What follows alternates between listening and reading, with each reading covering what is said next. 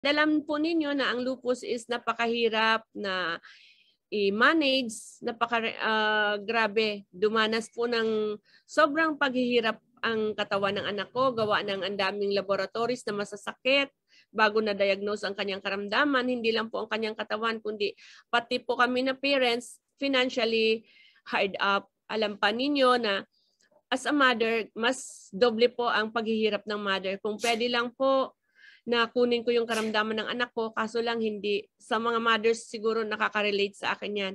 Kung gaano nyo kamahal ang anak nyo na nung maliit siya, ayaw nyo siyang mapakagat sa lamok, tapos tuturo ka ng mga malalaking karayom. That's because na gusto lang makita kung anong karamdaman niya. Napakasakit po, napapikit mata po ako pagka yung ganun ang nangyari. Pero alam niyo po, sa kagustuhan namin na gumaling, we keep our faith kay God na ay turo niya sa amin ang tamang tao, ang tamang gamitin namin para umukay ang kanyang kalagayan. And totoo po yan, napakabait ni Lord. Kasi kung nung una akala ko pinabayaan na ako, yun pala hindi, may maganda pala siyang purpose. Kasi binalik din naman niya sa akin yun.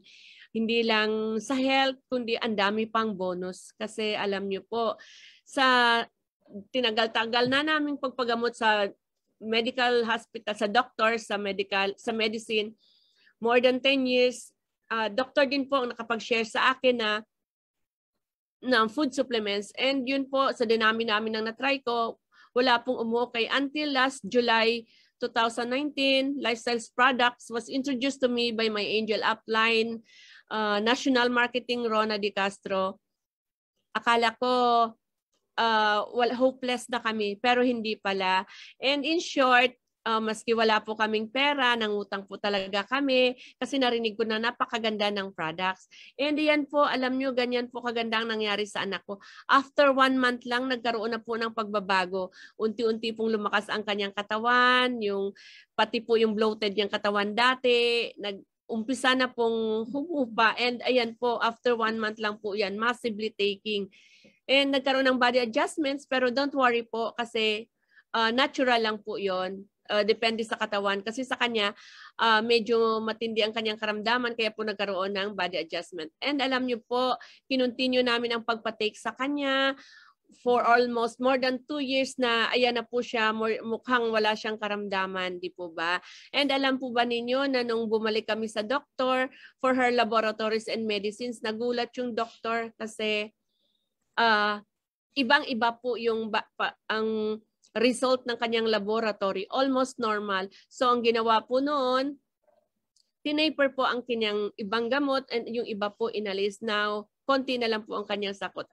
Kanyang gamot. And ang pinaka-the best na nangyari is never na po na nag-flare ang lupus niya since then na nag-take siya ng Lifestyles Products.